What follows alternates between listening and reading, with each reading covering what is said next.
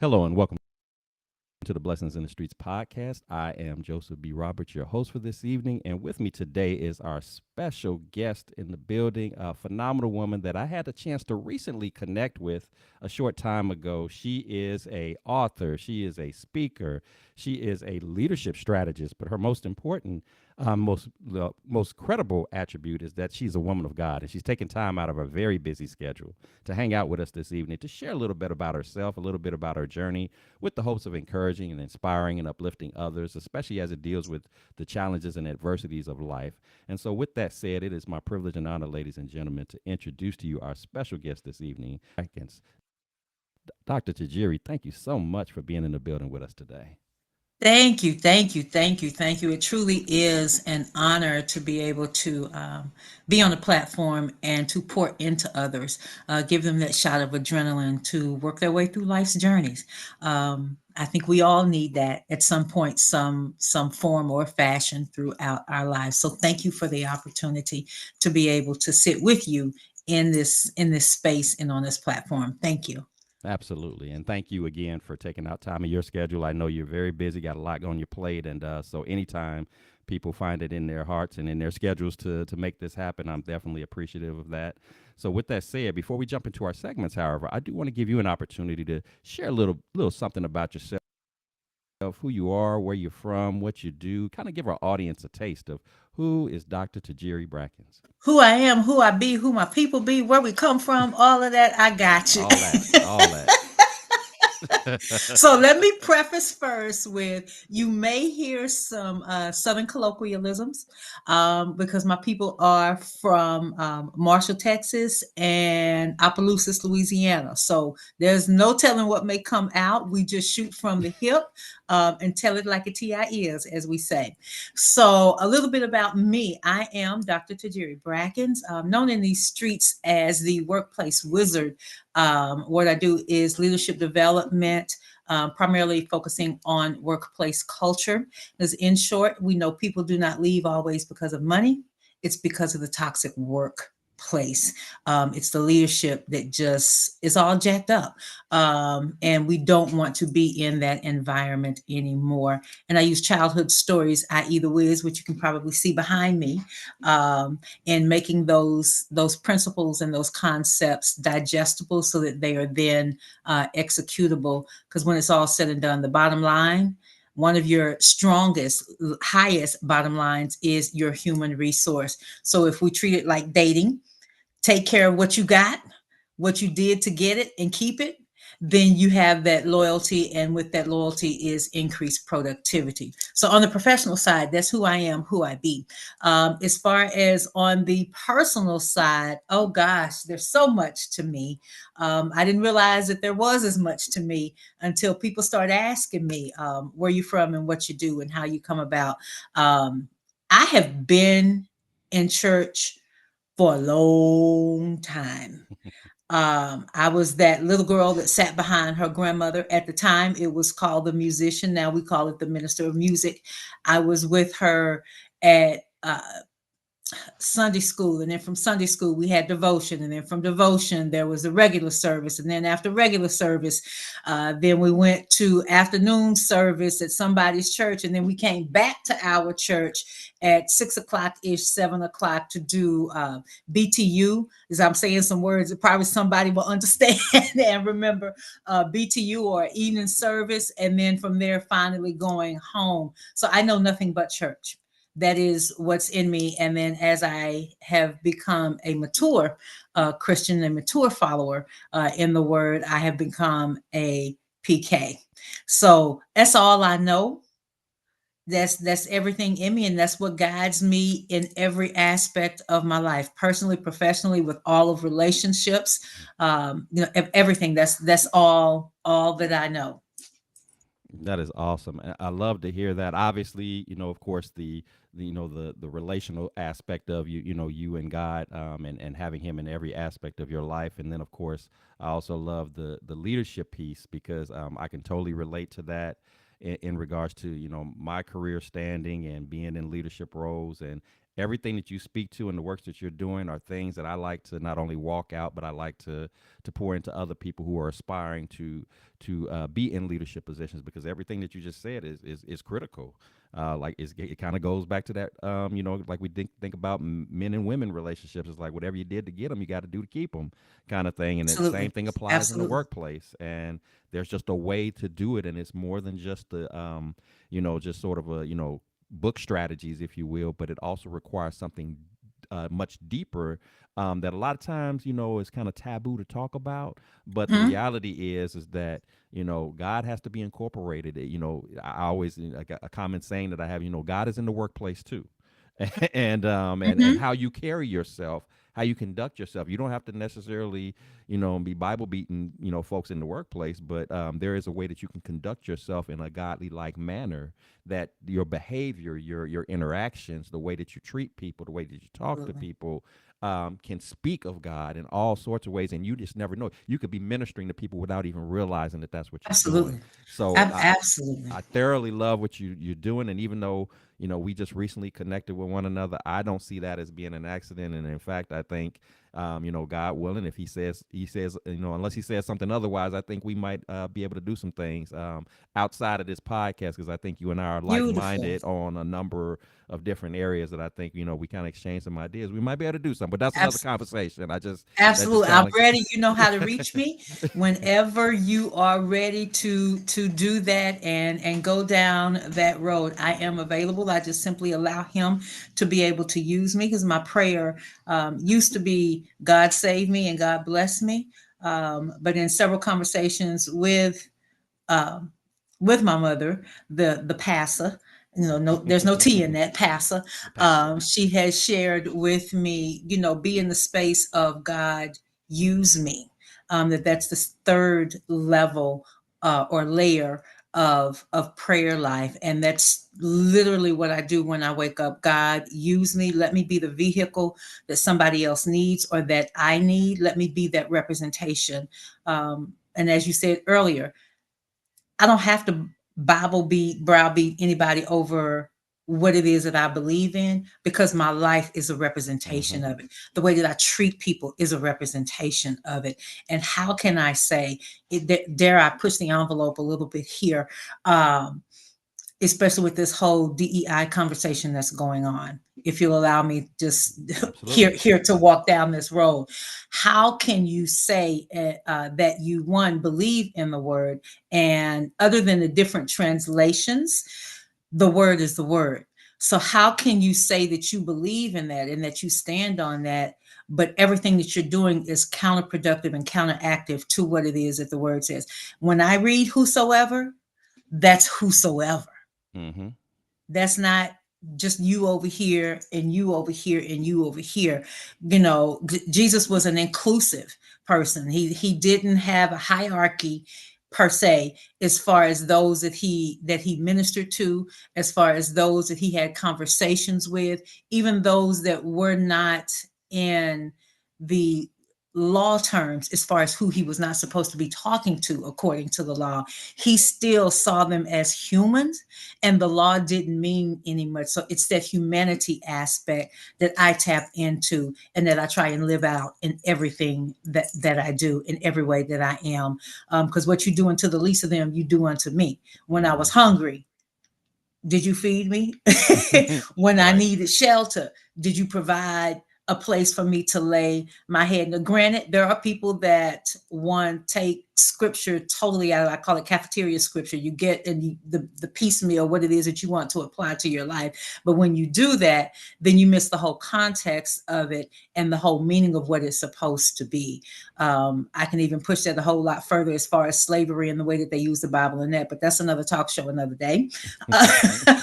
I won't go all the way into that, but if you're going to use that as your doctrine and your foundation, let's look at the whole picture and not just bits and pieces of it, because you miss parts of the story. You miss critical information when you cafeteria it. I just want some mashed potatoes today. I just want some, macaroni and cheese today, or a piece of garlic toast or Salisbury steak or whatever. You're just getting pieces of it. But when you put it all together, you've got an amazing meal and you're full.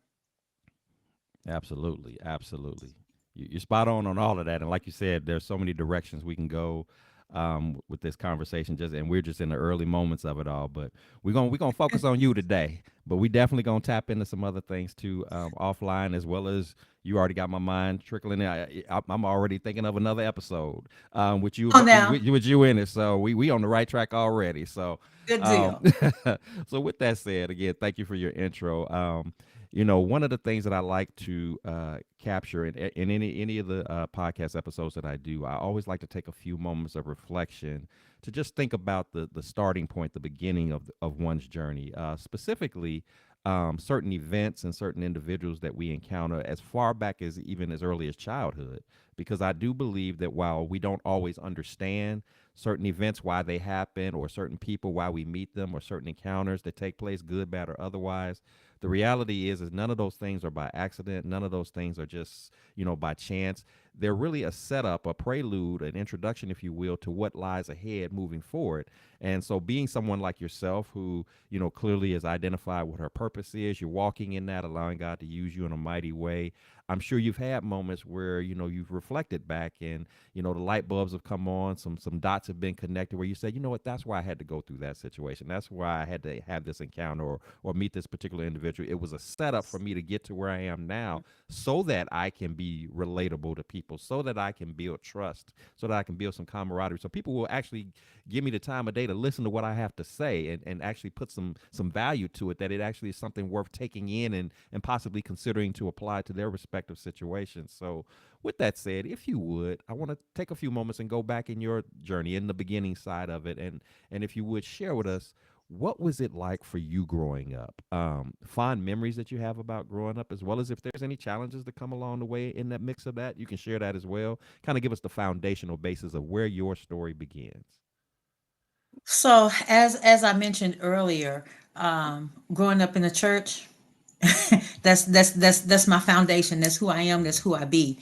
And as word says, train the child in the way that he shall go. In this instance, where she shall go, and when they're old, they will not depart from it. So that's a big part of it. And then, as I said, that's where I was with my grandmother.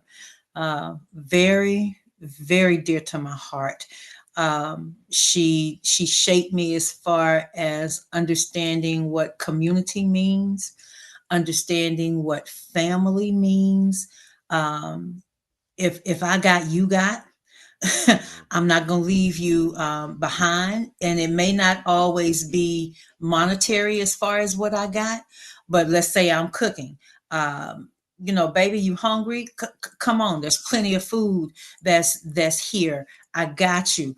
Um, Again, as I was saying earlier, with you need a place to stay, because I've had to open my home to people that were in transition at the time, needed somewhere to lay their head. And the reason that I was so open to that is because I too have been in those places, and I know what it's like to try and figure things out, and you don't have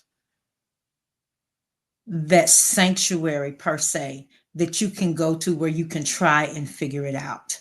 That's a piece of stability, knowing exactly where you're going to go to be able to lay your head. Um, so that's a big part of it, as far as my earlier years. Now let's fast forward into my mature years. Uh, it really lies into a relationship that I was in, and I was investing time, resources, energy into what I thought we were both on the same page with, and moving towards something. Because when I date with purpose. It's not just something to play around with. Um, because my space is very sacred, and everybody can't come into that space. I'm not speaking just intimately, I mean holistically, the whole thing, because I know this is a powerhouse, and it can be intimidating to some people, even though I'm quiet for the most part. As far as my spirit, again, Mm-hmm.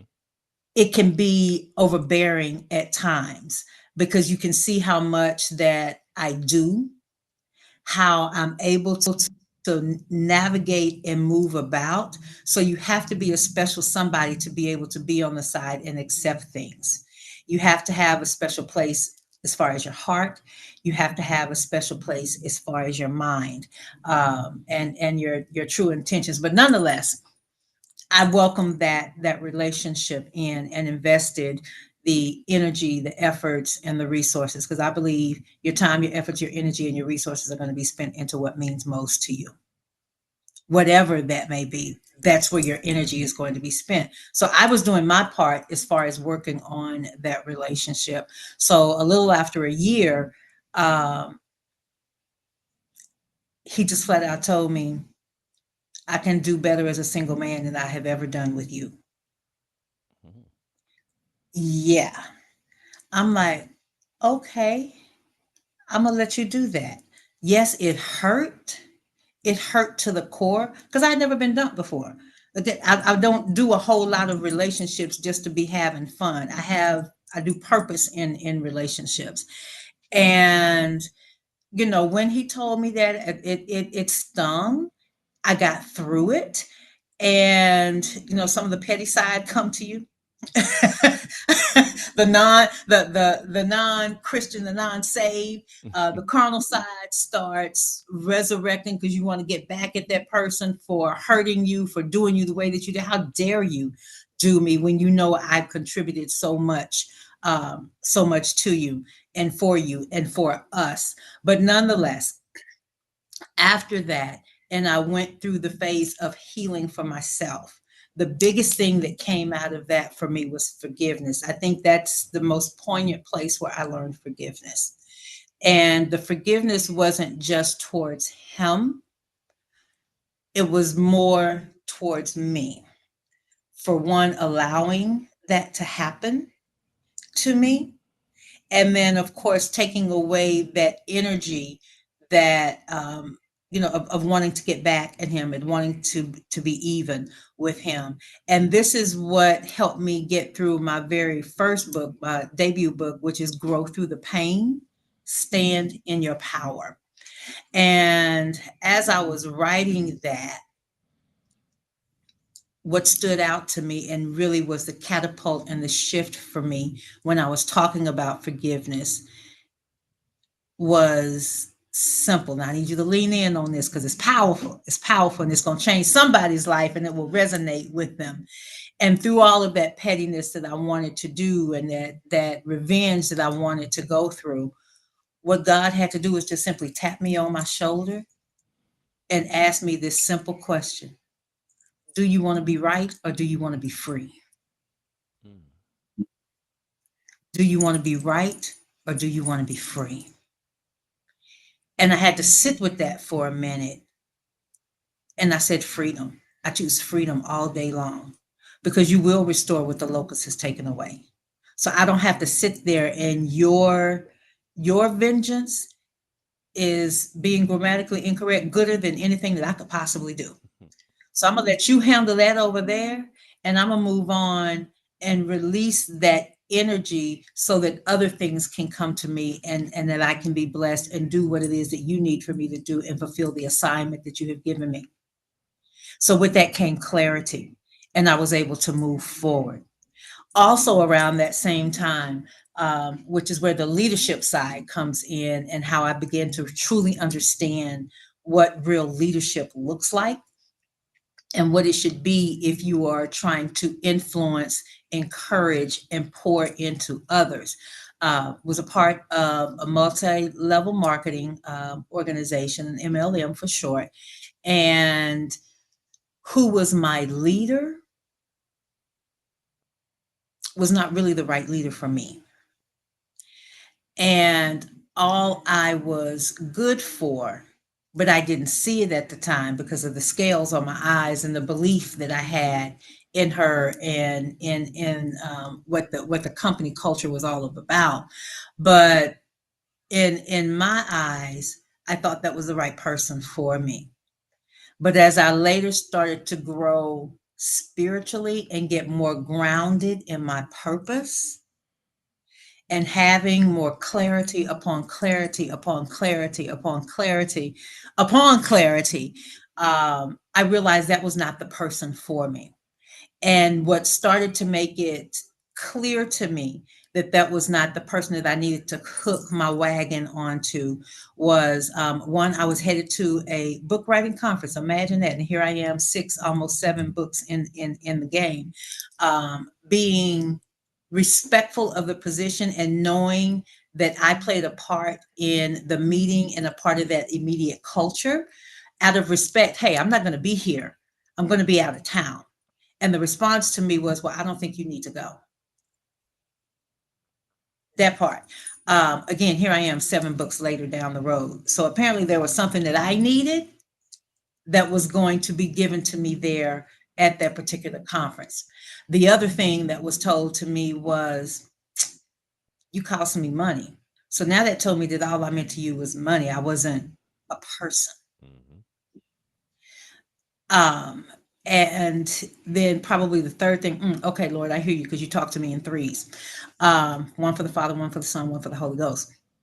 And the third thing that was said to me was, because she could feel me pulling away, then she came to have the conversation. Well, if you have an issue with your brother, trying to pull the whole scripture thing, again, like I said earlier, people picking and choosing what it is that they want to use when they want to use it, then you should go talk to your brother.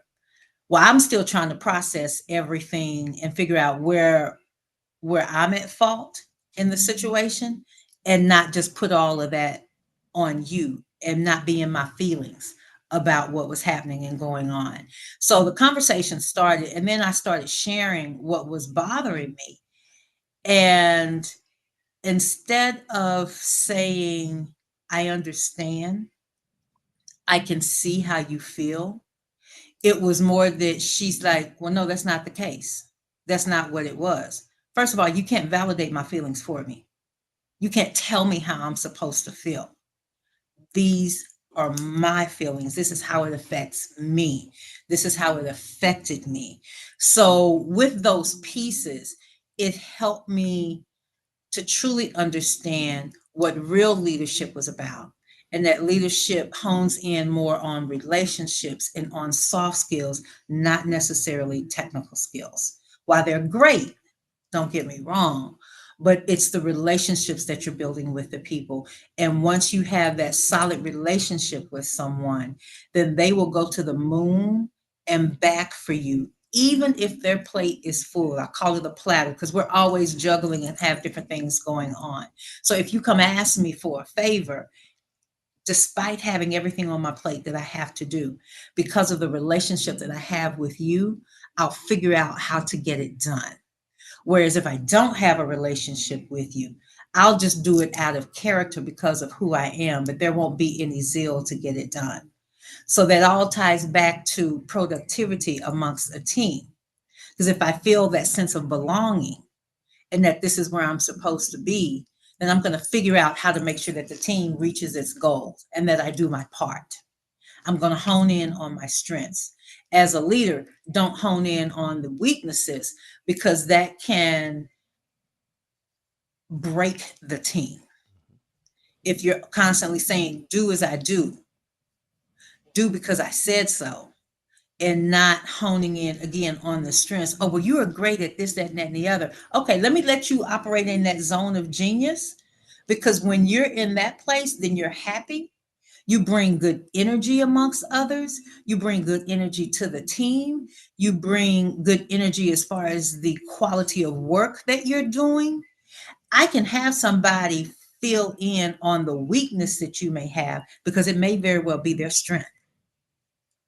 But you've got to build the relationships with your team to be able to know what that is and how they fit in and how they play into the whole picture of what the team's goals is about. So taking that back to the Wiz, as I was talking earlier, the workplace wizard, what that looks like is Dorothy is the leader. She's the visionary. She has her team, the Scarecrow, the Lion, and the Tin Man. They all come from different backgrounds, different experiences, different pedigrees, but they have to work together in order to reach the goal of seeing the Wiz. And as they're along that journey, not only are they discovering things about themselves, but they're discovering how they work together. Mm, mm. Love that. Love that. Let me first start off by saying I didn't mean to make you speechless. no, there's so much to unpack that you just said. First, I want to say thank you for your transparency and sharing as you have. We kind of blended in our first two segments together, but that's good. We letting it flow. But so much to unpack because everything that you said has a great deal of power to it. Let me first go back to where you started off with talking about what it was like for you growing up. What I heard from that starting off was that close bond relationship between you and your grandmother, and particularly one of the things that stood out to me was just to sum it up in a few words was her mindset of I got you. If you hungry, I got you. If you need, if it's a financial thing, I got you. If you need some words of wisdom, some words of advice, I got you. If you just need somebody to listen to you, to vent, I got you. There's something special about that when you have a relationship with someone where they just got you, just and it's an unconditional gotcha. It's not I got you Absolutely. as long as I'm not busy right now and you're not Hmm. or as long as you don't talk about these particular subject matters, as long as you don't, there's something special when you have someone in your life like that, which is why, as we've already talked about early on in the podcast, is why it's so critical to have a relationship with God because that's who He is all about.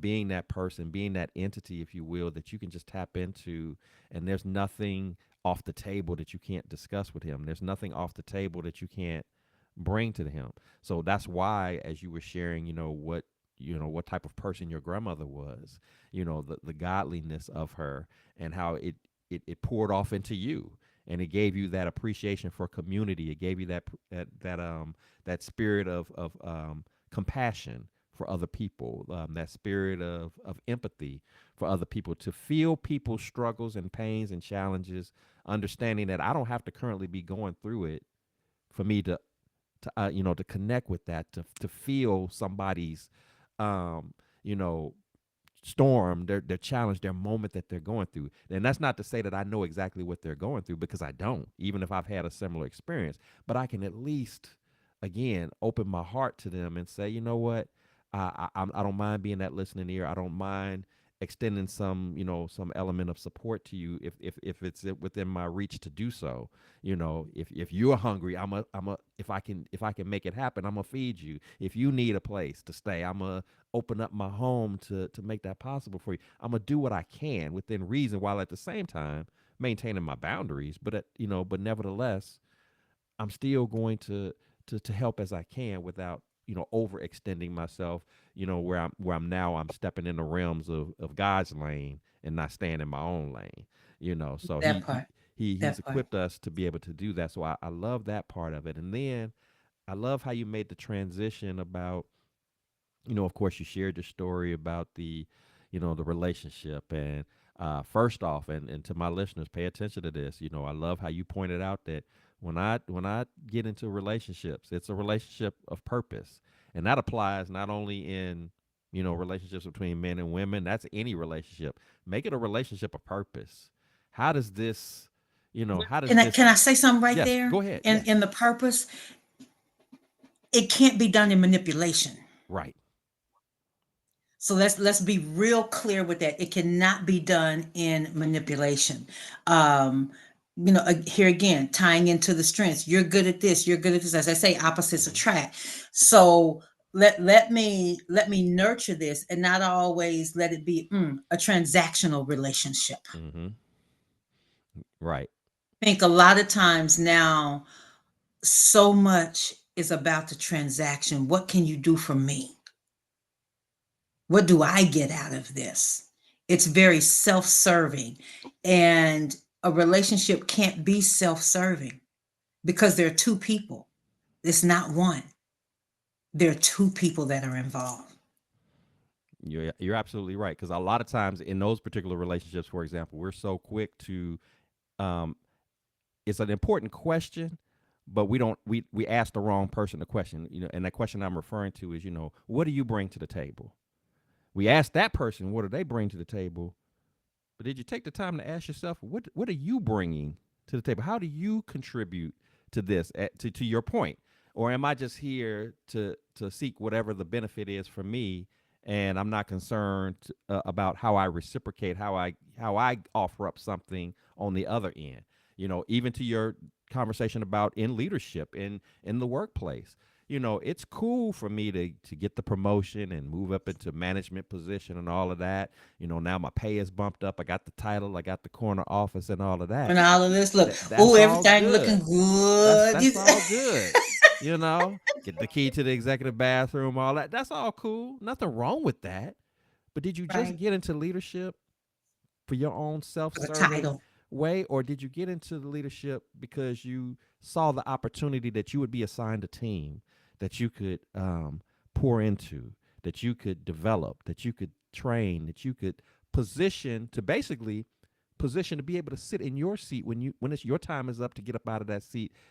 Are there two or three people that are ready to assume that position when you step up out of it because you thought enough of them to share your insights, your knowledge, your experiences, even those experiences where you made mistakes?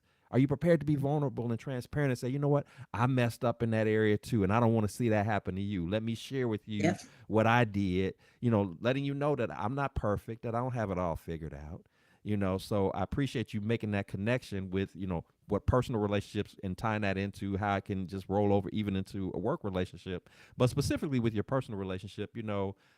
That's a very common thing, unfortunately, that you live long enough, you will have some moments in life where you invest in someone and you're thinking, I'm trying to do the right things, trying to be committed and doing what I see as being my part and trying to build something here. And then this person, for whatever reason, doesn't value it the same way, doesn't contribute in the same manner, is not as devoted and committed. And then they do something, which in this case, y- you know, the idea that somebody says to you, I'd be better off, by myself basically than I would ever be with you. Wow. Okay. Well, what do I do with that? Exactly. What do I do with Exactly. that? And I love the fact that while you acknowledged, which is important, you acknowledged the fact that, yeah, that hurt because, I'm thinking, I think I bring something to the table. I thought I was doing something. You telling me that you better off with me, without me than you are with me. Okay, let me process that. But in the processing of it, one of the things that you brought up that I think is very powerful that oftentimes gets overlooked, but is very necessary, is that forgiveness piece.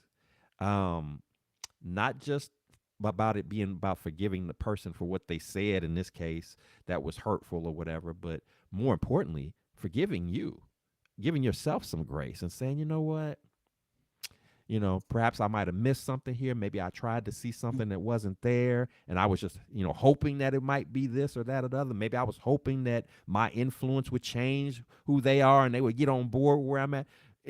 Again, I don't know specifically what the circumstances were in your particular case, but nevertheless, when a breakup happens, I don't care how it ended. Both parties got something to do with it in Mm-hmm. some fashion or Mm-hmm. form. Mm-hmm. So instead of getting caught up in the particulars about who was more at fault than the other and vice versa, I choose, and I love you brought that up.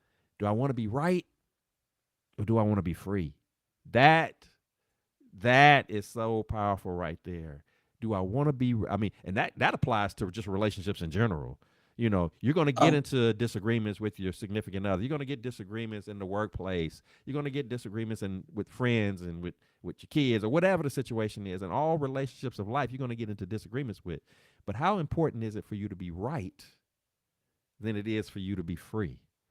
How important is it for you to be right than it is for you to have a peace about it? And that doesn't mean that you give in or that you always let somebody else quote unquote win, or always exactly. Exactly. that your voice or that your opinion or your thoughts on the situation doesn't matter.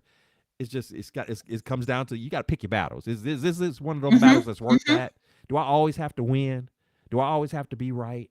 Or is it okay for me to just sometimes to just put out there what I put out there, and they either receive it or they don't receive it, and I can walk away with the freedom of mind knowing I at least shared that with you.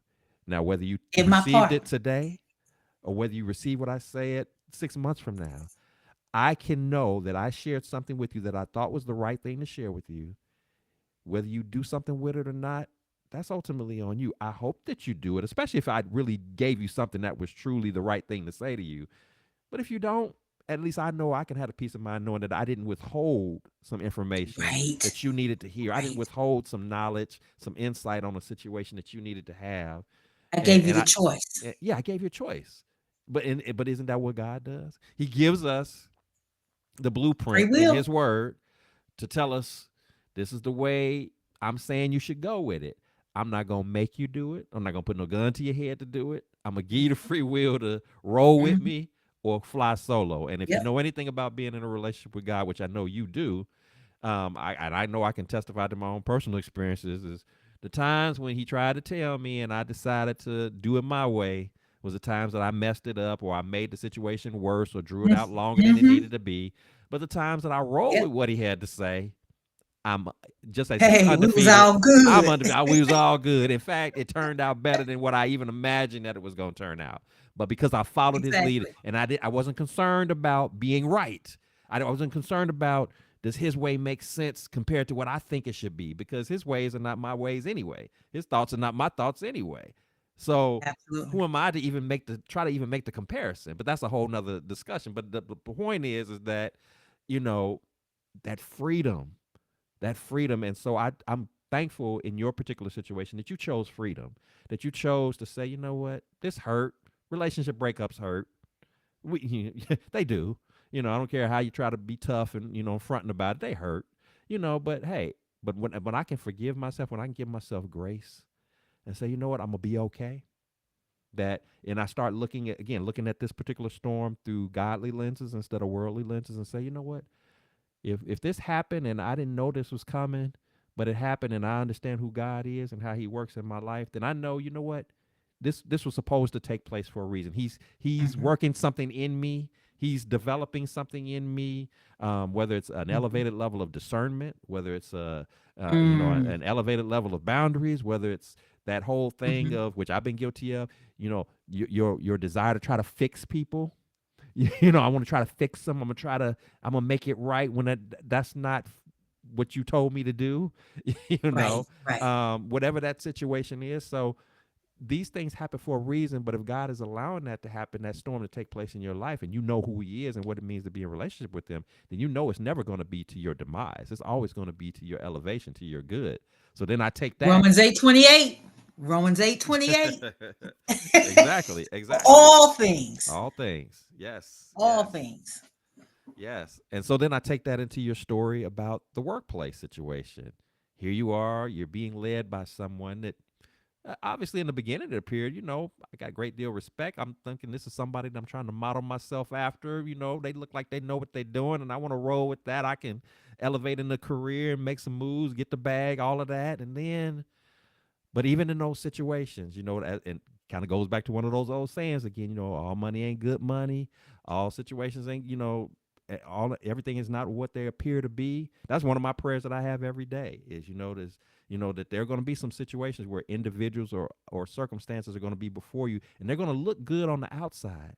But I'm thankful that God steps in and intercedes in those moments where the behind the layers of that individual, behind the layers of the situation, He can reveal the pitfalls and the landmines that individual is setting up for me. He can reveal to me that this might be somebody, or that opportunity might be something that is going to cause me to compromise my integrity or my character. And so in your example, in your story that you tell, yeah, everything was rolling until you started talking about some things that, in my opinion, and perhaps yours as well, that you started revealing some things that God was putting on your heart that didn't have anything directly to do with this individual. And now all That of a sudden, I'm all in my of that part. feelings. Now I'm not, instead of encouraging like I should have been encouraging you, Hmm. even if I thought that maybe you were, kind of going out there on on a whim, I could still be encouraging to you. I say, you know what? I'm not sure where I'm surprised that this is something of interest of you, but at the same time, I know what kind of person that you are. I know what your integrity is. I know what your work ethic is. You know what? If you think that this is something that you want to do, I'm in full support. What would have been the harm in saying that to you Ah, rather than trying to have negative comments towards you? I don't think you should go. Like basically like I'm wasting my time, or and then and by the way, you costing me money, and where that come from? But again, God will allow certain circumstances to come about because he has to reveal to you as you're getting ready to level up. As you said it Mm-hmm. yourself, I'm going to this conference about, books and, and all that good stuff. And then boom, but here I am today, 7 books in. What if I would have allowed her discouraging comment, you know, her lack of support from me? What if I would have allowed that to get to me and I never went? What if I Mm-hmm. would have allowed that to be my deterrent from walking in the purpose that God was clearly trying to set the path for me to go in? But he had to set it up in such a way because, as we both know, one of the things that we talk about, as you elevate in life, as particularly as you're walking in the purpose that God has for you, is that everybody can't go with you where you're going. Um, Wasn't it everybody's Abraham? Abraham and Isaac heading up to heading up to the mountaintop and get the ram in the bush, because those people that were a part of the posse, they were walking with him. But once they got to the bottom of that mountain, it's like, look, you can't go you with can't us go with us. You because you're can't not go going to with be able to us. handle the blessing. And I can't explain to you what it is Mm-hmm. that's coming this way. It's going to be too much for you to handle. And I ain't got time to try and break it down and explain it to you. It takes a person of a certain level, spiritual level of a spiritual maturity to be able to receive what this is and understand where it's coming from, understanding where the help is coming from, where Mm-hmm. that ram in the bush is coming from. And even in his walk, when he was talking with his son, he said, "We'll be back." But wait, you finna go sacrifice me. Mm-hmm. you finna go sacrifice me, but yet you telling me we'll be back. Hold up, there's something here. There's Yeah. something to this. But of course, as a child, you don't fully understand that. You just receive it because you trust who it is that you're with Right. and that they got your back. Yeah. And then here we are. He's getting ready to make this sacrifice, literally in the process of getting ready to make the sacrifice. And lo and behold, there's that ram in the bush. Mm-hmm. Yeah. Everybody can't handle that. Everybody So can't handle now it. when I come back down the mountain and I see the posse and they see that he's still here and that there was still a sacrifice that was done at the top of that mountain, now they want to be all nosy. Well, how you do that? How you do that? How that happened? That wasn't supposed to happen. What you saying that there was Mm-hmm. a animal that got his horns fickled in the bush? What? Huh? Right. Right. And that when I come down off of the mountain, you just got to see it. And in your own time, you got to figure it out on your own because Mm-hmm. everybody has their own place of revelation. Mm-hmm. And you can't give things to people too fast because it's going to be too much. Mm-hmm. And they won't know how to digest that and how to receive that. Even God does that with us in our own individual walks. He can't tell us because his ways and his thoughts are not our ways and our thoughts. He can't tell us everything because then we're going to be like, well, how in the world am I going to get this done? Right. You Right. telling me to go here and to do this and that this is what's supposed to be happening, but yet here I am with just this little woe is me Moses type of thing. Well, Lord, I can't do this because I got a stuttering problem. Trying to put up all of these excuses as to why we can't do it. But here again, word says, greater is he that is within me than he that's within the word. So I already have what it is that I need in order to move forward, Mm-hmm. Yep. but yet I can't see it right now. I don't know that I have everything that I need to move forward until I get to the place where it's tested and I have to pull on that in order to be able to pass the test. Mm. And that's why, to your story that you shared, what happened within the workplace, God had to allow that to happen because I would suspect, and you tell me if I'm wrong, I would suspect that things were rolling so well that had he not allowed this person to behave in the way that she did to you, it may have caused you to perhaps get extra comfortable in the space that you were in. Like you were, it's evident that you were doing well, that you were on the up, you were on the incline, if you will. You were moving in the right direction, and then what appeared to be a random opportunity comes about that struck your curiosity.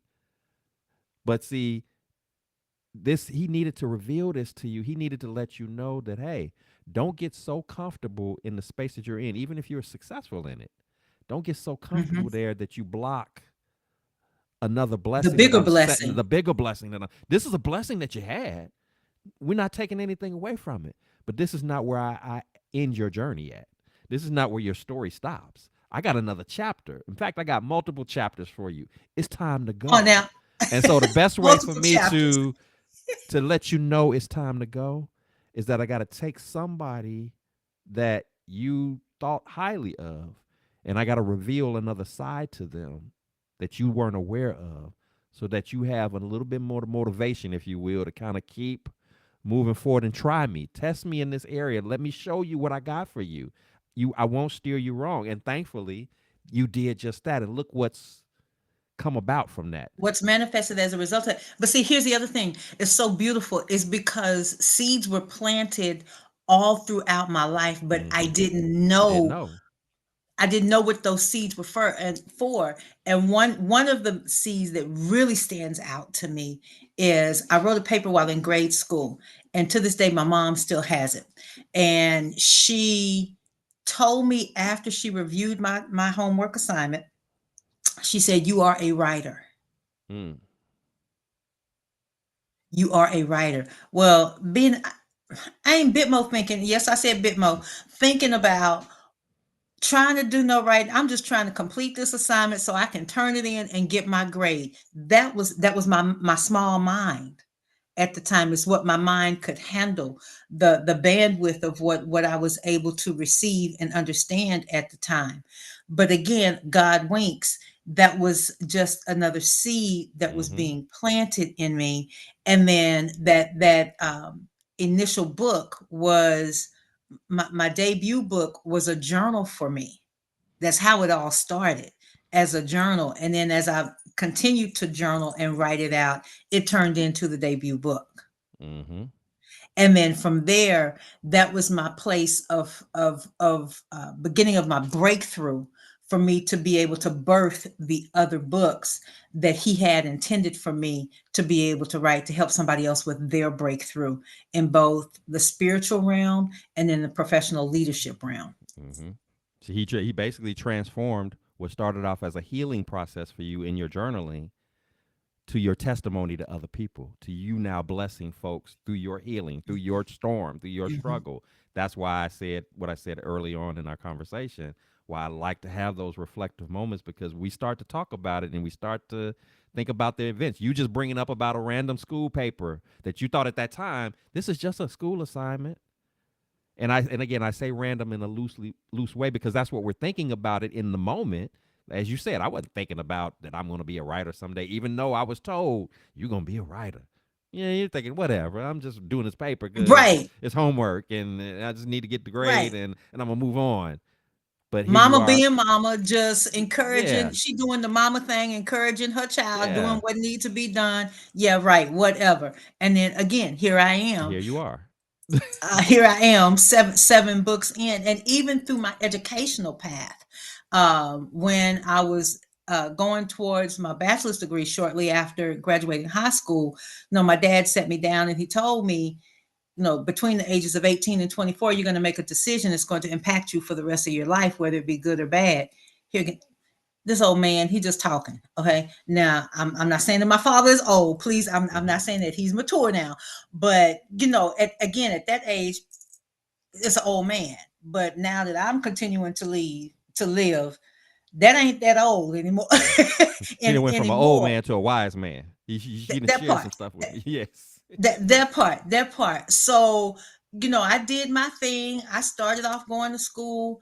I quit school. Look, I had like about a year and a half left to go. But I said, you know what? This ain't for me. I started making money, and the money meant more to me than continuing my education and getting my degree.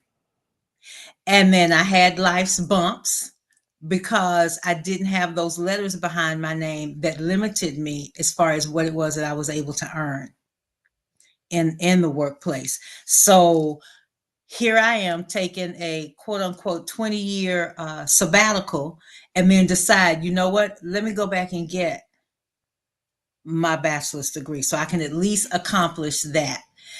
get it done. Lo and behold, I'm pushing through to my master's degree. Mm. That was not a part of my plan. I was doing good in my mind to get my bachelor's degree. And then it pushed on to the master's degree. And then after I finished that, in helping my mom after she received her doctorate, she was like, well, you ought to go ahead and proceed and get your. I said, look, I got enough education right now. I don't need no more education. I'm not trying to live that life. I do not want to be a career student. Well, actually, I am technically a career student because I'm always learning. But I was done at my master's degree. And here we are now, Dr. Tajiri Brackens. How about that? How about that? How about that? And to my listeners, you heard what she said. 20-year gap between starting college and then coming back to say, you know what, I'm gonna finish and get my bachelor's degree. And then, like you said, you didn't And stop let me there. add this. Yes. Let me add this too. When I came back that 20 years later, I came back with a vengeance. I did 86 hours in a year and a half. Wow. So some of those semesters was 21 hours, some were 18. The lowest was going to be 15. And I went semester after semester after semester. I did not stop. I went all of the way through and did all of that while working full time. Hmm. Now that's a powerful testimony in itself. So again, listeners, it's never too late. It's never too late. Listeners, don't put a cap on what God can do. Don't think that because you chose this path or that path that you can't go back and whether it's Can't pursue be your redeemed. education, whether it's to reestablish your steps in terms of I've been doing this career thing for a while and maybe I've been doing it very successfully, but is this what God ultimately purposed for me to do, or was this sort of the training ground for me to lead up to what he had for me to do? As you shared earlier, the planting of the seeds along the way, here and there, and now eventually, as I'm watering in the right places on top of those seeds, they're starting to grow. They're starting to my garden of blessings is starting to be abound, and then now and I'm so filled up with them that I'm having to share it out and spill it, share it with the masses as you're doing, whether it's in an author role, whether it's in a speaking role, whether it's in just a strategist role, whatever that role is. You're tapping into all of that, but the seeds had to be planted, and please understand, everybody's, any good garden, any good growth of anything special, meaningful that God has, set up for you, it's not going to happen overnight. But you don't want to get concerned about how long it's taking. You don't want to keep your eyes looking at what everybody else is doing. Well, they got this and they got that. Don't worry about that. You worry about your path. You worry about your journey and allow God to guide your steps along the way and do your thing. And just again, watch him in his perfect way, in his perfect will, in his perfect timing. That's how, and I don't know if you paid attention to our title for our show this evening. Everything we've talked about so far is spot on. Our show's title for this evening is Divine Alignment. This is what this is about, divine alignment. And it takes time Mhm. to get just in that right divine, not Joe's alignment, not Dr. Tajari's alignment, God's divine alignment for us. He had a divine alignment for you, Tajiri. And I'm yeah, grateful. we we I'm we couldn't have so grateful. we couldn't have scripted it the way that it happened, but I know you're thankful that it happened the way that it happened, because had those I things, good, love bad, who or I am. otherwise, you love who you are. You got that peace. You got that That peace. passes all understanding. You got that joy. You got that That the calm. world can't take away. You got that freedom. That freedom. That's the only reason Yes. why who can work full time and do up to 21 credit hours. If for anybody listening, if you don't understand the college makeup with credits and all that, usually 18 is kind of the top. You tipping over 18, you doing a lot of school. So full-time work, full-time school, and just doing everything else that life is calling and pulling on you to do, that's a whole lot to ask of anybody. And only God can equip you and give you the energy, the mindset, the focus for you to be able to just lock in and do what you were able to do. That's special. That is powerful. And I don't want, and I'm going on about it because I don't want anybody that's tuning in to miss this. That God's hands on Tajiri is this is not just something random in life that happens. This is not something that she could have just orchestrated, on her own. This is God's moving in her life, but it required her obedience and it required her faith, to trust Him in that process, regardless of the noise that's going on around her, regardless of what seemed to be the brighter, greener pastures, if you will, or the brighter lights over here. There was a lot. I'm sure there was a lot of sacrifices and things that you had to kind of not, Yes. Yes. avoid the temptation of Yes. grasping hold to while you stayed Yes. focused on the journey that you were on. But in the end, it's all worth it. It's all worth it. And when I say end, again, I don't literally mean end. Because again, once you finish one journey, then God elevates you to Another one is here's the coming. next one, here's the Hmm. next assignment, and Hmm. it's an ongoing process. But you wouldn't have been able to get there without, as we talked about throughout the show, it's the relationship. It's the relationship, and the more and more you leaned on Him for not your understanding, His guidance, His direction, that's allowed you to get to this point. And now we can say with confidence and proudness, Dr. Tajiri, Dr. T, she's doing her thing, and it's just not for show, it's just not for likes and all of that. Is she's doing the work that God set her up to be able to do, so she can be relatable, so she can be a blessing to all of the people that He's putting before you to impact and to empower and to pour into. So that's great stuff. I love that. And again, thank you for sharing as you have so far. This has been really You're awesome. welcome. So Dr. Tajiri, if obviously we've talked about some heavy things here. Storms can be heavy like that, and then sometimes storms can just be the normal nuances of life, just lifing type of things. But with that said, what I'm curious to know from you at this point is, when you do find yourself facing moments of challenge, moments of adversity, again, whether it's something major or whether it's something minor, what is it that you specifically like to do? What's kind of your routine, your regimen, if you will, that when you're facing challenges and adversities, that this kind of works for you, that that helps you to stay locked in and focused as you're dealing with whatever it is that's before you? How does that look for you when you're in those situations? So let's start from the beginning of what I do every day. I command my day. And that starts with an hour of praise and worship so that I can get my mind right to be able to handle the day. Mm-hmm. And then once that's done and I get into the rigmarole of everything that needs to be done for that day. And another thing that I have incorporated, because I have to make sure that the temple is right, the temple is ready, the temple is strong to be able to do the work. So yeah, probably about 4 to 5 days a week. Sometimes I push it to 6, and if I really feel like Superwoman, Wonder Woman, then I may do 7 days. But at minimum 4 days out of the week, I'm walking 5 to 6 miles a day. And in that, it is either listening to books, it's listening to sermons, it's listening to more praise and worship. But that's my time away from home. That's my space, my carved out time for me and God to talk and have a conversation. And if we're not having the conversation, He's still revealing Himself to me through the visions of what's to come next in my business. This is how I need you, the different ideas, the creativity. Oh, you can do this, you can do this. So that's where more of my clarity comes from. So that's my time in which things get birthed, or figuring out how this piece connects to this piece and how to bridge that gap. So that's really pretty much part of my routine. Mm-hmm. I'm real careful about the people that I spend time with, the conversations that I have. The discernment that has come within me is so freaking crazy now. I've learned when to just shut up and be quiet and not have to say a lot. And then there are times when I can have a whole conversation, a whole engaging conversation with you or with someone, and I not reveal anything about what's going on.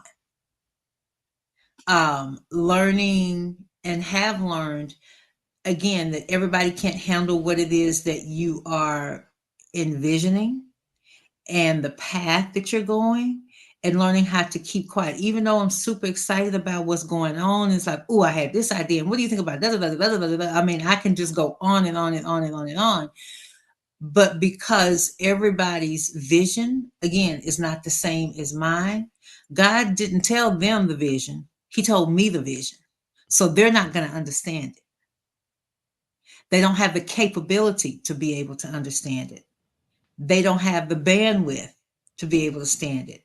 They don't have the wheelhouse to be able to understand it. So in that, I have learned to be very selective with who it is that I'm speaking with about the goals and about the vision, and being okay with being lonely and being quiet Mm.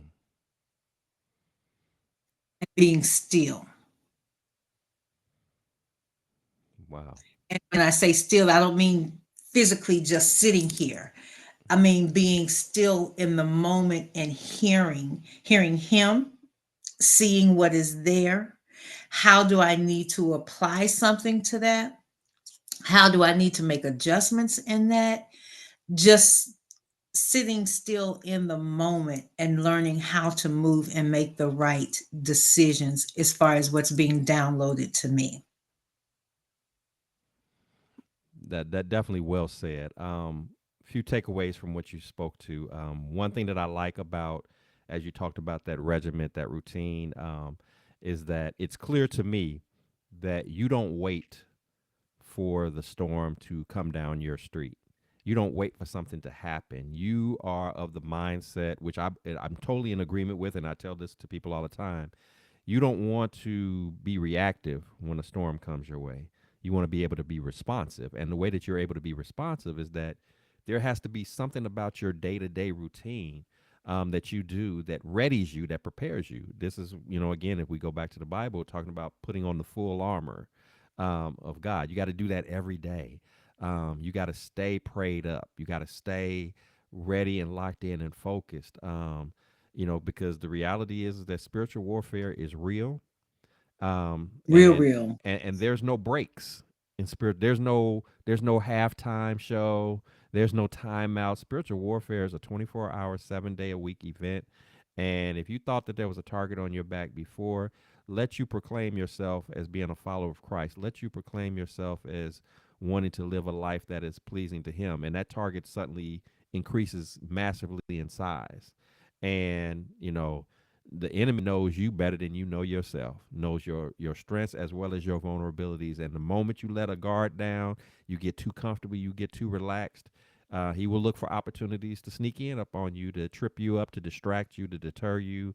So I appreciate the fact that you speak about not only having a daily regimen, if you will, of staying mentally, emotionally, physically, and spiritually prepared at all times, but also you may mention, which is key as well, is your discernment and being selective as to who, not only who you surround yourself with, but who you share certain things with. In particular, whether it's the storms and challenges that I'm going through, or just sharing a piece of your vision that God has placed on you. Because as you said, and you only understand this if you've been in this space. You've been there. I've been there. Where when God puts a vision on your heart, as magnificent and as wonderful and as marvelous as it is, and as much inside of you as that you want to share it with the world, everybody ain't going to be able to understand it like you. They're not going to Mm-mm, be. They're not going to be able. mm-mm. Even the closest people to you, whether it be kids, spouses, parents, they're just not going to get it. And you used the word earlier that I totally, when you said it, I appreciated you saying it because I connect with that. I understand it. Is being in leadership, being a visionary, um, there can be days when it feels lonely in that space, and you think, why would it feel it?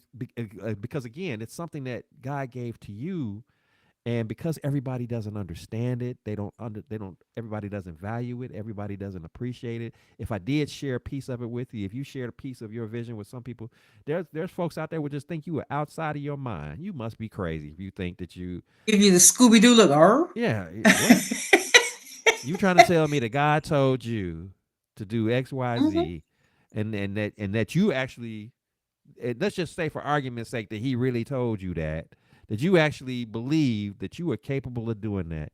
Do you know mhm. how uh old you are? Do you know, what education you don't have? Do you know what financial resources it would take to pull that off? Do you know this? Do you know that? I'm well aware. I'm well aware of all the things that are evident that I appear to need in terms of resources and support. I might not have any of that, at least visibly. There might not be any evidence that I have of that, but this is what he told me to do. And I'm trusting, I'm walking into that.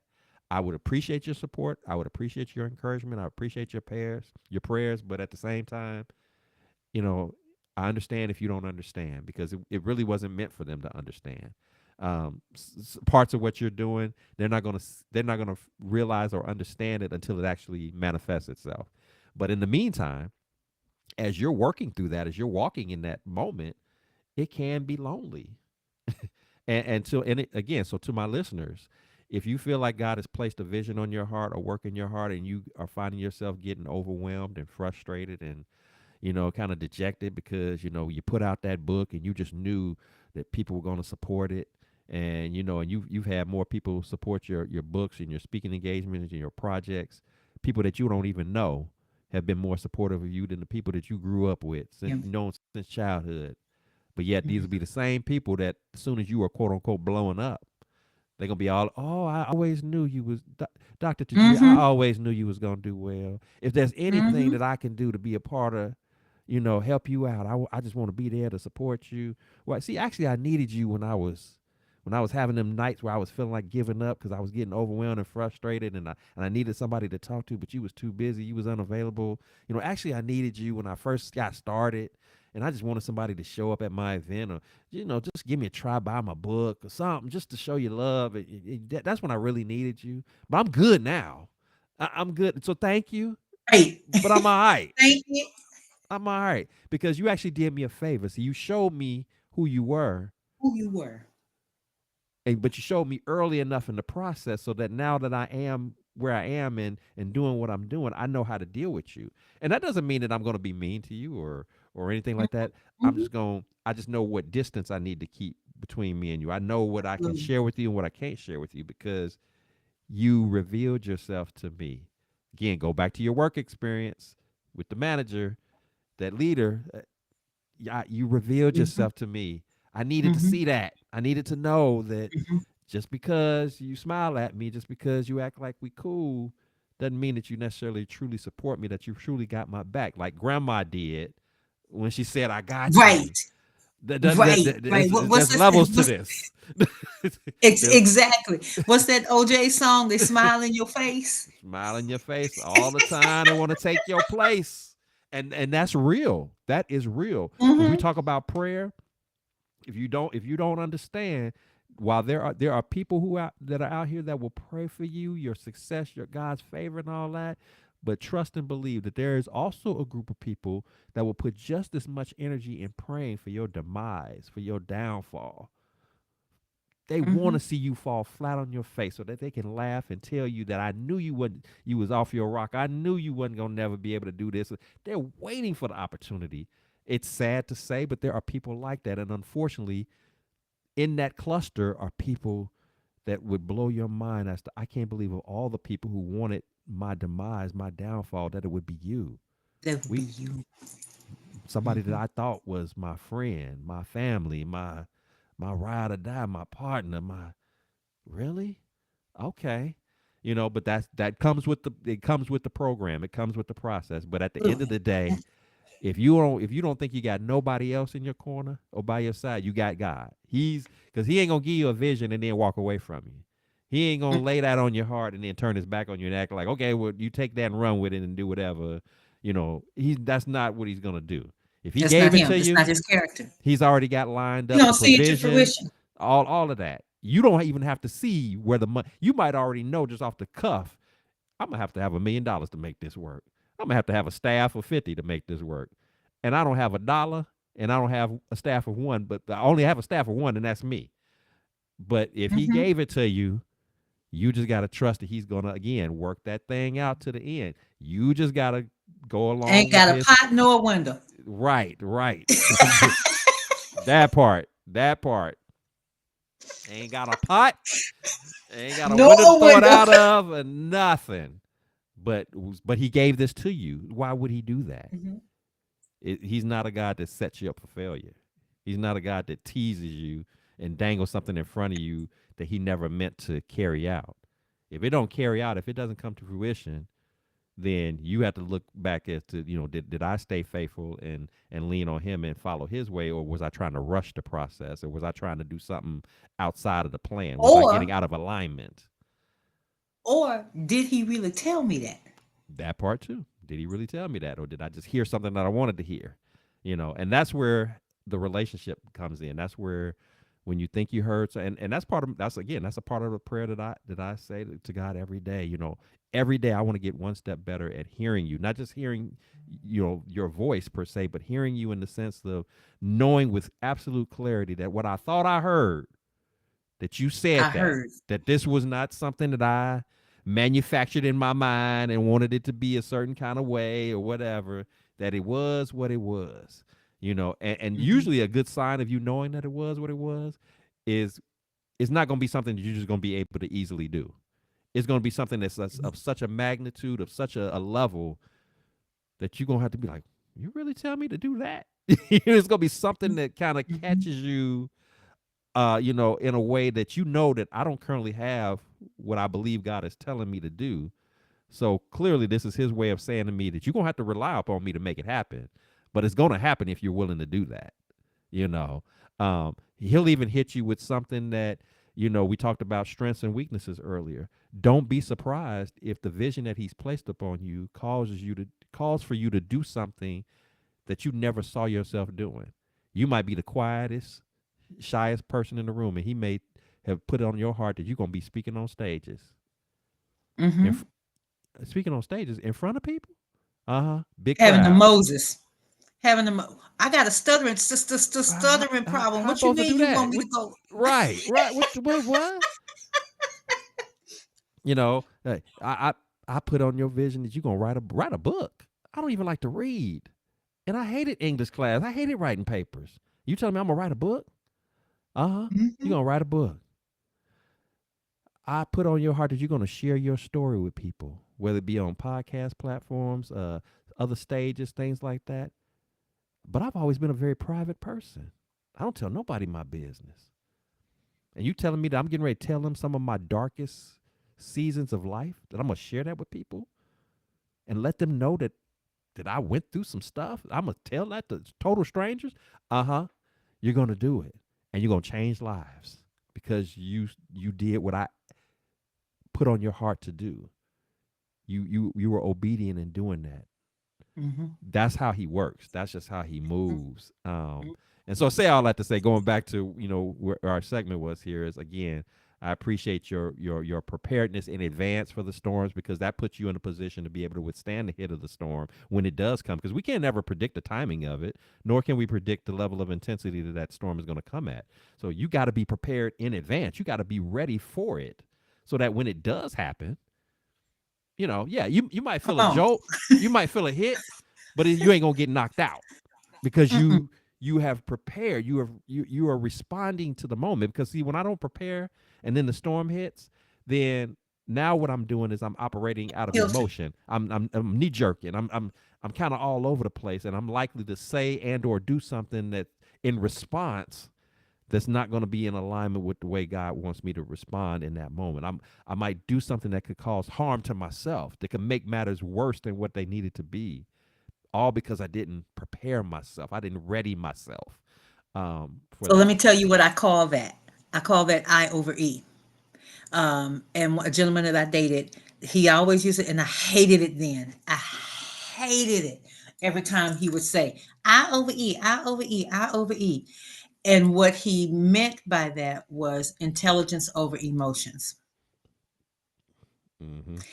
And I have taken that with me because you don't want to make emotional decisions. Let me make the decision out of intelligence and not out of emotions. Because if you make it out of intelligence, even if it may be the wrong decision later on, you can justify it legally, per se. Mm-hmm.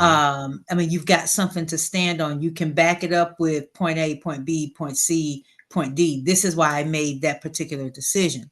But if you're making a decision out of emotion, just off the cuff, you can't you can't analyze that. You can't say it's A, B, C, and D. Now you may have a what you believe is a justified reason as to why, but it really won't be justified per se.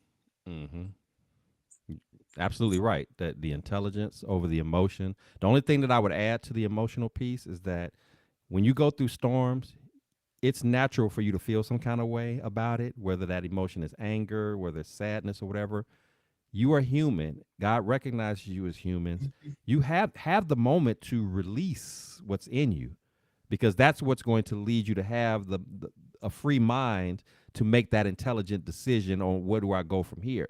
Don't be that person, and this is usually a problem a lot of times with men in particular, where because we've been taught to grow up that you don't cry, you don't Your express your emotions. Hmm. those emotions. No, don't buy into that. Let that out. Let it out. Get it out of your system. Just don't stay drowned in that. Don't stay stuck there. Get it all out yourself. You got to punch a bag. You got to scream out loud. You got to cry some tears. Get it out. And then after you done wiped your face and pulled yourself together, now my mind is open to receive what God has to say to me. And in turn, I can now make an intelligent response to this storm, not one that's I'm all over the place because I'm pent up inside, holding stuff in, and I'm angry, and I'm hurt, and I'm acting out instead of, again, responding in a way that's going to be practical, that's going to be healthy, that's going to be, as you said, even legal. It's going to be the right response. I don't do something that I will regret. I may feel good in the moment doing it because I'm lashing Hmm. out. We talked about that earlier when you said about the relationship breakup. I wanted to, as you were telling that story, I'm thinking, the song is playing in my head, bust your windows out your car, all of that. I'm In the book, that's the space where I was.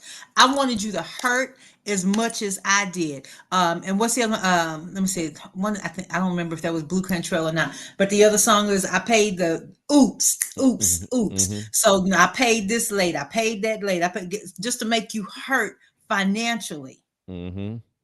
make you feel it financially as much as you hurt me emotionally. Yep, yep. You Yep, can't all of that is in the book. all So of that. yes, you right on. You right on, my brother. So You right on. that's why we gotta deal with the emotion piece first. Get that, but don't deal with it in a healthy way. That's for you to release. Again, I ain't trying to be right. Yeah, if you've been done dirty, you've been done wrong. Yeah, the natural worldly response is you go get them, you get them back, whatever that looks like. No, but that the godly response? Is that in alignment Right. with what He would want you to do, or do you have to take a moment of forgiveness? And again, not so much about forgiveness of the other person, but forgiveness of you. Lord, forgive me for even having the thought of trying to do something hurtful in return, to But you pay know back they deserve somebody. it. But They forget deserve it, thinking but about it. and they do deserve some type of punishment, if you will, for the wrong that was committed. But is it more important for me to be right than it is for me to be free? Or to Can I be be free. free Mhm. if I act out? And so that's how we have to approach our storms, whatever that storm is. Don't get caught up in being right. Don't get caught up in, again, letting it be an emotional move, but have your moment and then pull it together, and then be prepared to have an intelligent receiving of information, and an intelligent application of whatever it is that God is telling you to do, and roll with that. Absolutely. It don't have to make Absolutely. sense to you, but roll with it. So good Absolutely. stuff. Good stuff. So, Dr. Tajiri, if you had the opportunity to sit across from the table from the younger version of yourself as you reflect back on all your experiences of life, if there was some words of encouragement, some words of wisdom that you would offer to the younger Tajiri before all of the titles and the letters after your name and all of that, and the way you used to process dealing with challenges and adversities, or even to our listeners, some people that the many stories that we've talked about, situations, some of them are dealing with that right now. They don't know how to handle moments of adversity and challenges. They're dealing with their own stuff, and they're struggling with how to do that. They're struggling with the forgiveness piece. um, they're struggling with the boundaries, those things of that nature. What would your words of wisdom, your words of encouragement be to the younger version of yourself, as well as to our listeners, and just having the right mindset and the right spirit of dealing with the challenges and adversities of life? Um, First being your circumstances don't dictate who you are. You are, and in fact, I just had a conversation earlier today with someone. So it was kind of a coaching and a friend being available to a friend, and her situation had to do with my imagine this, a relationship. And I said, baby, you are the prize. You are the prize. But I have this. She had her Moses moment. But this, and this, and this. I said, it don't matter. You are the prize. So hold on to that as far as self worth and who you allow in your space, because that should help you set up boundaries as well once you realize that you are the prize. Um, I would also tell my younger self patience and resilience. Hold on to those things. Be true to thine self. Don't change who you are to be able to fit in for somebody else. Don't send your representative. Is you is or is you ain't. Be true to that person. If you don't want to do it, don't do it. If you don't want to go to this party, this whatever, don't do it. You don't have to do it. Do what makes you happy. Do what makes you comfortable. Do what gives you peace. If it comes with any criticism, if it comes with any confusion, if it comes with any doubt, then 9 times out of 10, it's probably not somewhere where you need to be. And even if you are in whatever place, make sure that you have the right people around you so that you can get wise counsel and help you get out of that position, help you get out of that place, even if you put yourself in that situation. But knowing that you have the right people that truly have your interests at heart and that want to see you succeed, that want to encourage you, that want to breathe life into you, that want you to elevate, those are the people that you keep near to you. How do you know that those are the right people? Because they're going to tell you the stuff that you don't want to hear. Mm-hmm. They're going to tell you the stuff that, as my pastor now says, you can say amen or you can say ouch. It's going to have that effect on you. But when you take the emotion out of it, going back to that I over E, when you take the emotion out of it and you look at the practicality of what it is that they're telling you, then you have more faith in what they're sharing with you and the decision that you're about to make as a result of the information being given unto you. Um, Another thing that I would say, can I do a shameless plug real quick? You absolutely can. So, in my book, Bipolar Faith, Roller Coaster Ride of Spiritual Resilience and Emotional Vulnerability, in this book, I have a very candid conversation with God. Very, very candid, because I was at a place where I did not see him. I knew what the word says, that he would never leave me or forsake me. But if that's the case, then why am I here in this particular space in my life? Why don't I feel you? Why don't I see you? Why are you not changing this for my good? Why are you not changing the situation so I'm not here and I'm not hurting anymore? Why aren't you fixing my financial situation? Why aren't you fixing my dwelling? Why? And in having that candid conversation with him, just like I'm talking with you, is the same way that I talk with God in this book. I mean, I pull out the whole conversation. And his response is crickets, not hearing anything. I come back and I continue the conversation. Lord, you said, this is what's in your word. You said the birds and the bees have food and they have houses. You also told me that I'm greater than they. So if I'm greater than they, then I should definitely have these at a minimum. Mm-hmm. I mean, just calling him on his word and what he says. And in that, and this goes back to the transactional relationship that I talked about earlier. In that, it's like, I need you to do this for me. But that wasn't his timing. Hmm. It was, I need you to be in a certain spiritual place before I can begin to intervene on your behalf, because you're not going to fully understand it nor appreciate it if I were to do it right now. You wouldn't have learned all of the lessons that I need for you to learn to be able to take you to your next if I was to fulfill that prayer, that wish, that desire right now. So after going back and forth with him, then there was a time where I just had to do a self evaluation and say, you know what? Just be quiet, just be still, just sit here and try and analyze what is the lesson that needs to be learned in this phase in my life.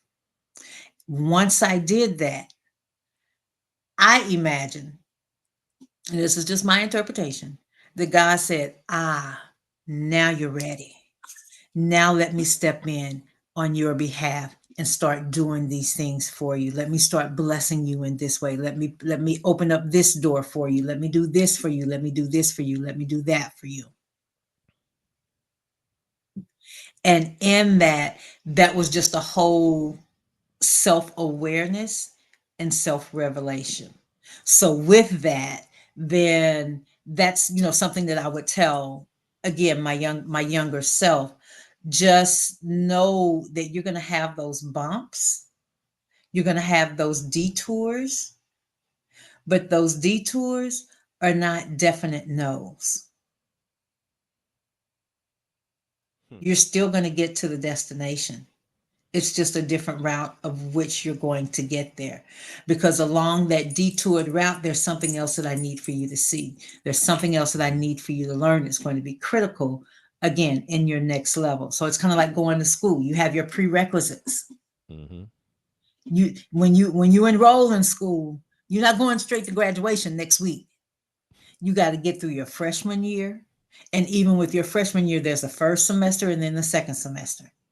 And then you go to your sophomore year, your first and second semesters, and then your junior year, your first and second semesters, so that by the time you get to your senior year, all of those lessons that you learned in the freshman, sophomore, and junior years can now cultivate, and you can see how it all comes together in your senior year. So now you're prepared upon graduation. My God, now you're ready to graduate Hmm.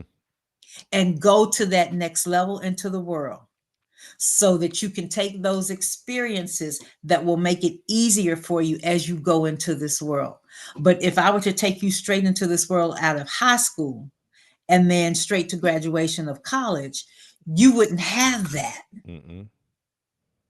You would be no good. No good to yourself, no good to how I want to use you, no good to other people. You would just flat out be no good. So I need you to understand and trust the process along the way. That time that I spent with my grandmother, she is who taught me how to cook. And it wasn't so much that she was telling me, hey, you put this much of this in, you put that much of that in for this particular recipe. More is caught than taught. So I learned more just by simply wanting to be in her space because of that relationship that I had with her. So now when I get in the kitchen and I start, cooking whatever the case may be, especially if it would be something that she would do, like some good old collard greens or candy yams or dressing or something, come Thanksgiving, monkey bread was something that she did. And, we do all of that stuff from scratch. She did all of that stuff from scratch. So I channel that as I'm cooking. This is what she told me. This is what I remember her doing. This is the conversation that I remember around, when we were making a pound cake, whatever the case may be. It takes me back to that. Or, ooh, G Mama, because she didn't want to be called grandmother. That seemed too old for her. She said G Mama. She was too young to be a grandmother. Um, but it's like, G Mama, I need you to help me here. Because I don't, this is something that I've never done before. I need you to walk me through this. And lo and behold, that spiritual connection, those conversations that I had with her, it'll come and I remember. And she'll tell me, baby, put a pinch of this in here. Baby, do a little bit of that. Now I need you to have them eggs sitting out there at room temperature, because there's a reason why they got to be room temperature. They can't come straight from the Frigidaire to go into this mix. There's a reason why they got to sit there, because it's going to affect the way that that cake rises. Not necessarily how it tastes, but how it rises. It's just a Hmm. part of the whole process. So those are some things that I would go back and tell my younger self, is to make sure that I was honing in on some of the smaller things that I thought meant absolutely nothing, that had no significance, but they are a huge part of who I am, what I do, and how I do to this day. Love that. Love that. It's about the attention to the details. And I love when you said, you know, some of the things that's caught and not taught. There's a lot of catching that can go on, but again, that's the relationship. Goes back to that relationship. That's, you catch things in relationship. You get taught some things too, but there's some things it just drips on you. You just capture it just because of the presence that you're in, the environment The that you're in, overflow. the overflow. That's again, relationship with God.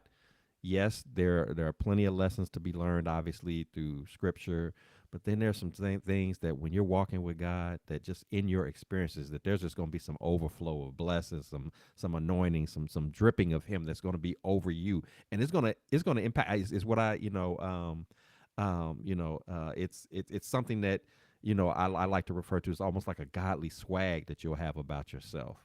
Mhm. That when you walk into a room, not that you are God, but there's just going to be a presence about you that people are just going to see that glow, that swag in you, Gravitate towards you. that it has nothing to do with the clothes that you're wearing or the car you drove up in, or again how many degrees you got, but it's God is just going to be dripping off of you.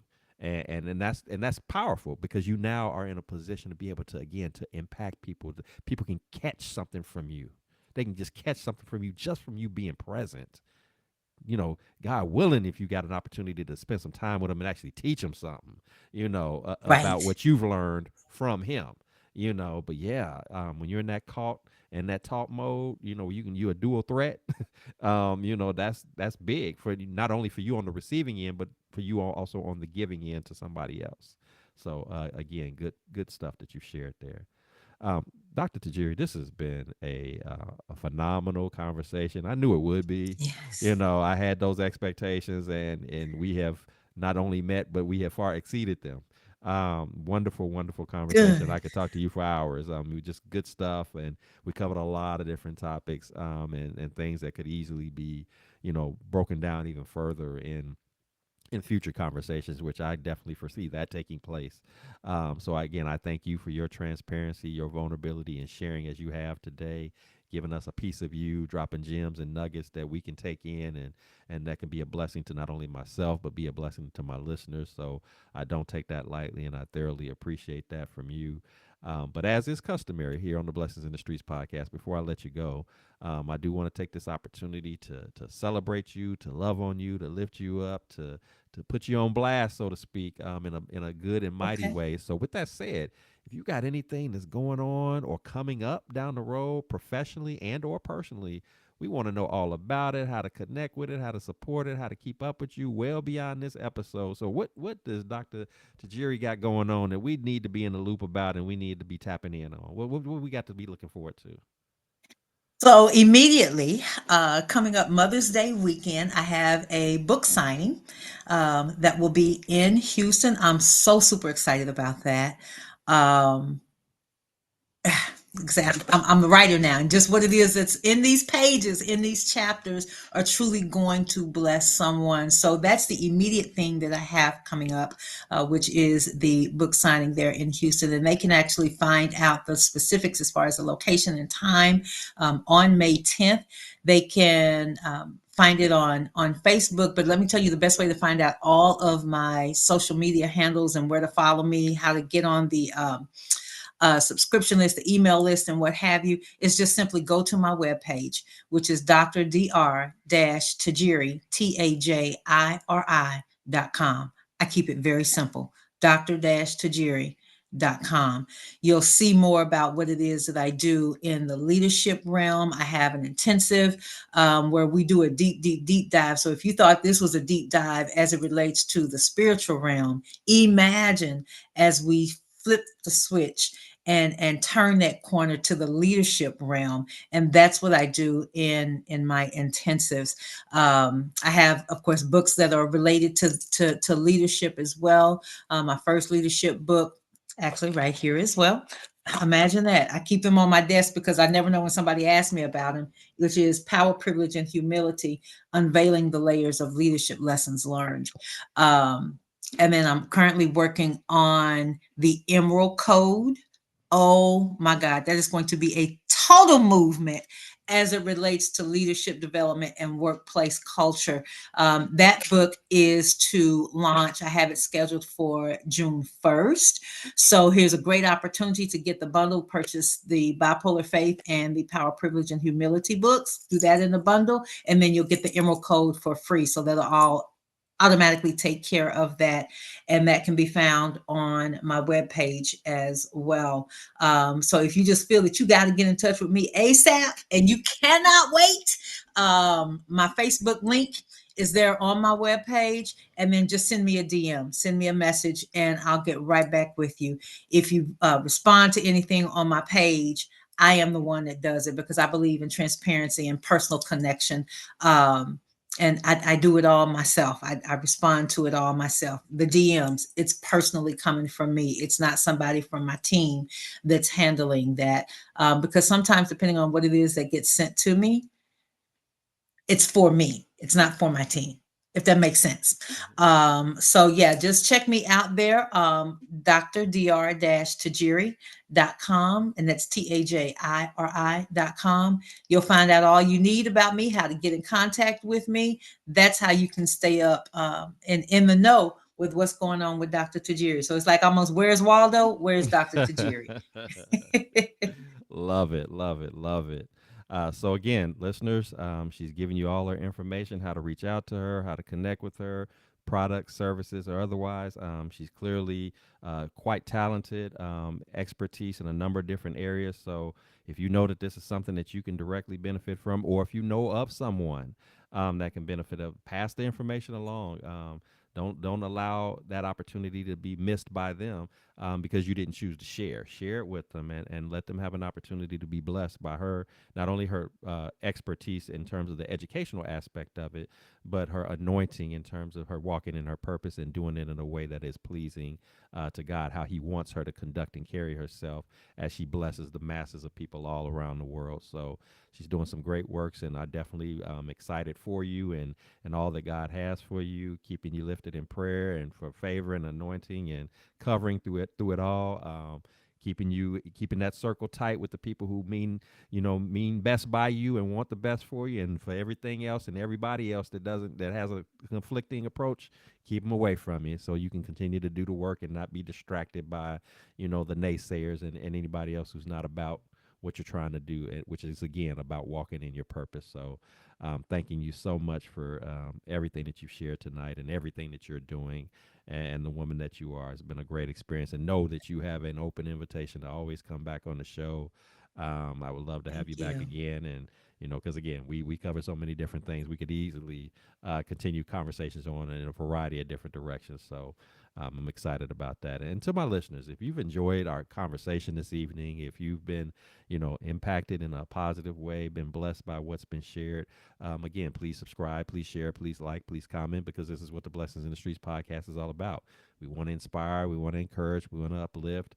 We want to get, raw and relevant and relatable with you, transparent and vulnerable, if you will, when it comes to, especially when it comes to dealing with the challenges of life, because we all go through it. Everybody has a series of storms that we're going to go through. There's no way for us to be exempt from that. We don't come before you because we perfect and we got it all figured out. We have our frailties, we have our imperfections, just like everybody else does. But one thing that allows us to be able to withstand that is we understand the importance of what it means to be in relationship with God and how He has to be included in every relationship that you have in your life. And so, for those of you who are tuning in, if you don't currently have a relationship with God, I'm here to tell you that today is a mighty fine day to make that decision. And I promise you, it'll be the best decision that you ever will make. We're not telling you something that we heard. We are telling you something that we know from personal, firsthand experience. Over and over again, He is undefeated. He has an unconditional love for you. He wants that intimacy and relationship with you. We want you to benefit from that. We don't want you to miss it. We want you to get some of what we're getting.